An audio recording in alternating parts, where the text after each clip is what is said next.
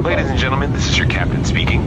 We're going to be landing shortly. Local time is 8:03. Weather is 73 degrees and clear skies.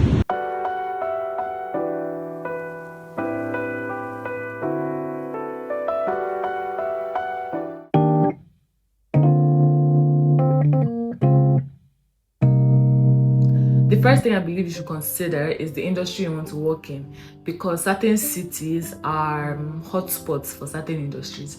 For example, if you're a tech professional, the Waterloo region, Toronto, Vancouver, Ottawa might be perfect for you because some of the giants of the tech industry are located there. So you would want to consider where you want to work, the kind of company you want to work, the kind of industry you want to work in, the kind of job you want to have before deciding on a place that you would live in after getting to Canada or settling if you are in your first few weeks of migrating to Canada. I also want to highlight the fact that it is possible that even after living in a place for a little bit, you guys might decide to live to another city or in some cases another province because one of you or both of you got a job offer that is very fantastic, has great benefits, is better for the family and all of that. So I just want to encourage anybody who might be in such a situation who is going to be in such a situation to be a little bit open-minded and to be prayerful so that even if it is a city or a province that you didn't initially have in mind, you don't turn down a great opportunity just because it wasn't originally in the cards. Just prayerfully make such decisions. Because I met somebody who told me that when they landed in Canada, they lived in the GTA, they lived in Mississauga, I think, in Ontario. But after, trying to get jobs for a while, they decided to leave and they went to Manitoba, I think, where they stayed for a little bit. But after a while, one of them got a job in Milton in Ontario here. So they came back, and that happens to a number of people actually, where beyond even moving from city to city, people sometimes have to move from to different provinces in the initial stages. So please be open-minded, prayerfully make such decisions, and don't just rule out something that may be a great opportunity simply because it wasn't originally in your plan or it wasn't originally in the blueprints that you had for your journey in Canada. Then point number 2 is the cost of living. How much does it cost to live in the city or the cities that you are interested in, that you are looking at? Because the truth is that for a lot of new immigrants, there's a tendency to want to live in the popular cities because, well, they're popular. They're the ones you probably heard about before you even thought about coming to Canada. They're the ones that you see everywhere. But is living in such a city the best thing for your family or the best thing for you right now? You get, like, these are things that you actually have to consider and look at, because the truth is that utilities, gas, apartments, all these things, they vary in cost depending on where you are living, and they vary in cost dramatically. Not just like, sometimes the difference can be as much as $1,000 for apartments, like for the difference in prices for apartments. So instead of living in that very popular city that you heard so much about, can you live in a neighboring city that probably has the exact same amenities, very, very high quality condos, apartment, townhouses, all of that, right? But at a very, very significantly cheaper rate. Because you can get a 1-bedroom apartment in a GT or in Toronto, for example, that is about $2,400 and is unfurnished. But in a smaller city or a less popular city, you might get the same thing for like a $700 is a significant difference, considering the fact that sometimes these smaller cities, the cheaper apartment might even be a brand new apartment, and you're going to be the first person living there, or whether it's a townhouse or your own house or a condo or whatever it is. These are things that you have to reasonably consider. Then even when it comes to buying houses, it's important to realize that the cost of buying houses and eventually mortgage is significantly different depending on cities and provinces. And sometimes a particular city or a particular province can be 2.5 times more expensive when it comes to buying a house.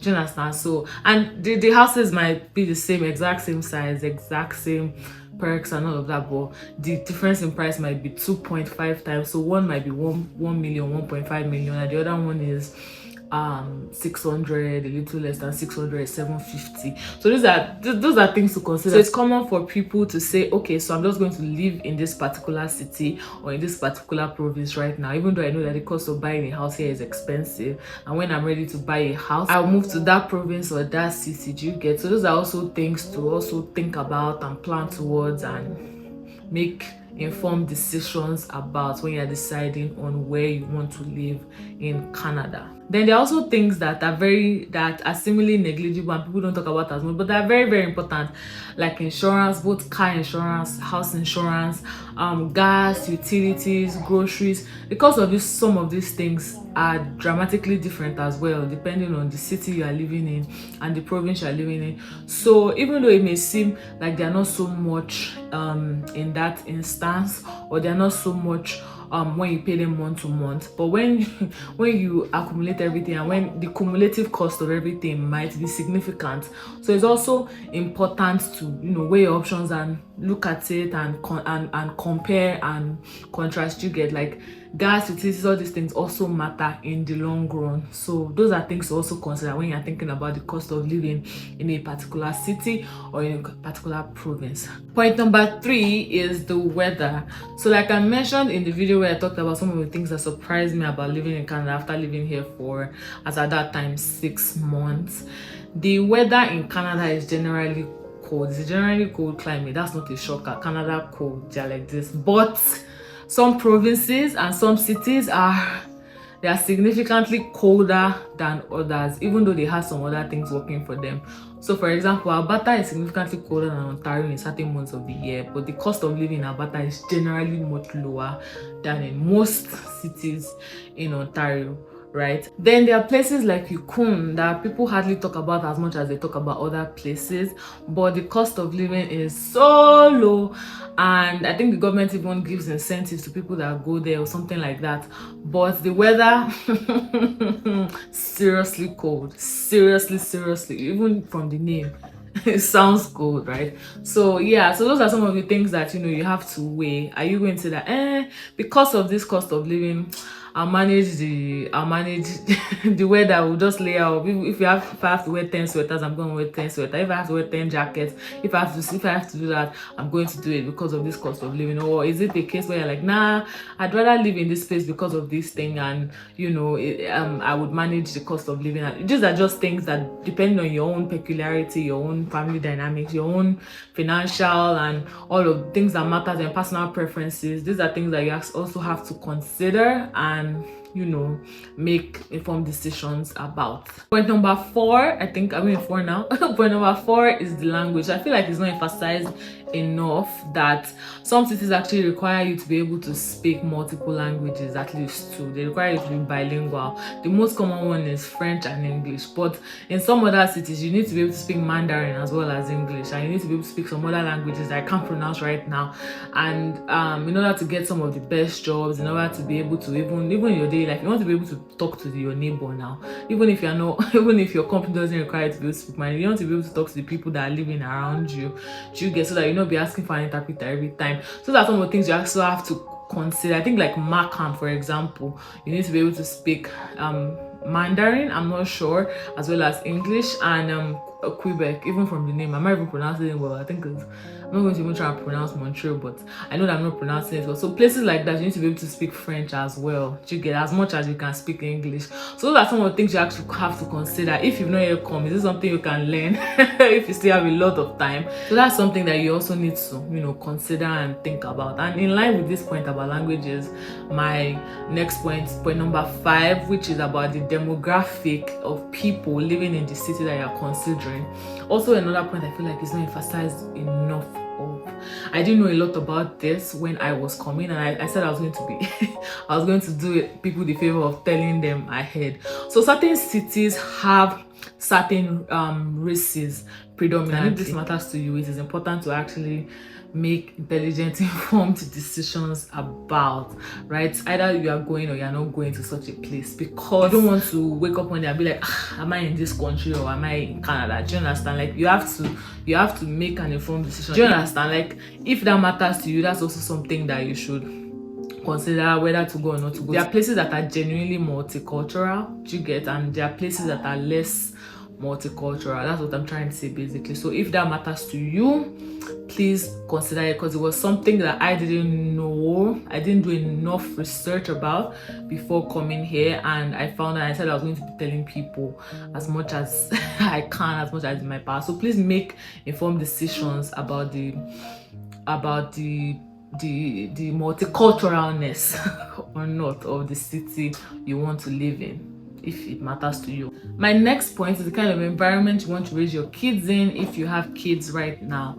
So do you want to raise them in a big city or in a small city? Bear in mind that both have their pros and cons, like a lot of things in life. So a pro for big cities is all the fun things you get to do, well, the multiple options you get that you have, even for restaurants, for activities, for many things. But a significant con is the noise. Right? A pro for small cities is how slow paced they are. They're very serene, they're very peaceful. But a con might be, depending on the kind of job you have, the fact that you might need to drive a little distance to get to work. You get, if your work is not remote, or if your company is a big company and say you work in the headquarters and the headquarters is in a particular city or something. So those are just some of the things you also have to consider. Also, where do you mind or don't mind them going to school? You know, what kind of schools are available in the city that you are looking at? Because I know people that live in a particular city and send their kids to another city, but it's not so far away. So those are just some of the things you have to consider. Do you get, what sacrifices are you willing to make for your kids, and for, you know, the quality of education you want them to have, the type of education. So if you want them to go to a private school, is the private school in the city you're looking at? If you want them to go to a private Christian school, is it in the city that you're looking at? You know, those are just some of the things you have to look at, like the environment, your kids. Basically, if you have kids right now, or if you're planning to have kids very soon, you also have to think about some of these things when deciding on where to live. Then my second to the last point is the transportation in the city you are looking at.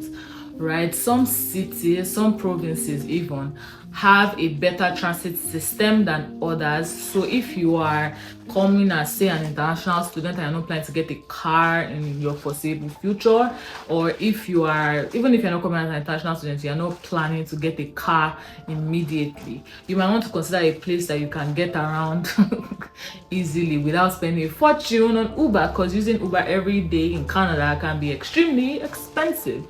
So that's just something that you also have to consider.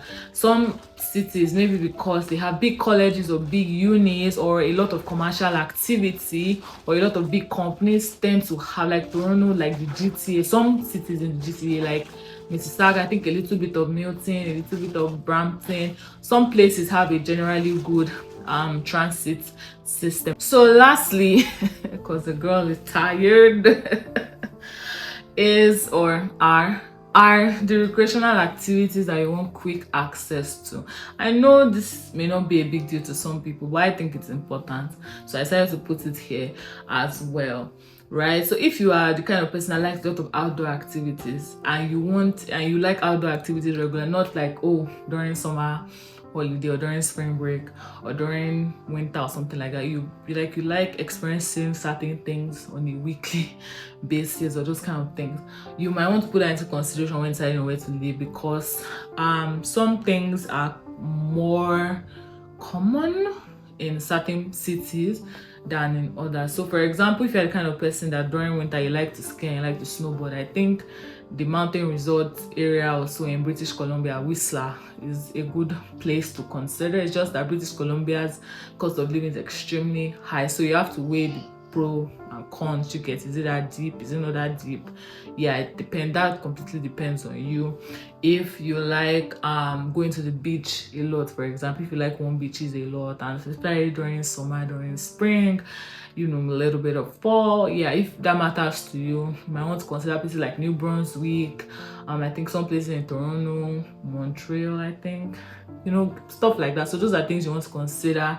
You just have to weigh like what matters to you and what doesn't. And beyond even outdoor activities alone, you know, some places have you can easily go to watch a horse ride, for example. You can easily okay, horse ride is outdoor activity. But yeah, you can easily go to the museum, you can easily go to watch plays, you can easily go for stuff. So just consider what matters to you. I know people that this doesn't matter to you, but like I said, I think this is important, so I decided to put it. Just think about the recreational activities you want quick access to. The reason why I'm emphasizing quick is because, you know, you can actually plan to travel like during the holiday or something, or during a long weekend, or holiday weekend or something, you can plan to travel. But I'm saying the ones that you do more regularly, the ones that you want to do more regularly, depending on your preferences and your personality and your interest. So yeah, I just wanted to put that there as well. So thank you so much for watching to this point. I'm very psyched that you're still here. I hope that you found this video helpful in some way. Please drop a comment letting me know which part was helpful to you. Don't forget to give the video a thumbs up. It helps more people who need it to see it. Also share with people you know might be coming to Canada or already talking about jackpotting a little bit here and there, or people who just came in and you know feel like would benefit from this video as well. Yeah, don't forget to subscribe if you haven't subscribed. Oh, I get surprised. I say this a lot when somebody watches to this point and does not subscribe. Please, pretty please subscribe, right? Put on or press the notification bell so you know when I drop another video. And don't forget to watch my other videos if you haven't. Thank you again for being here, and I'll see you in my next videos. Watch other videos if you haven't. Bye.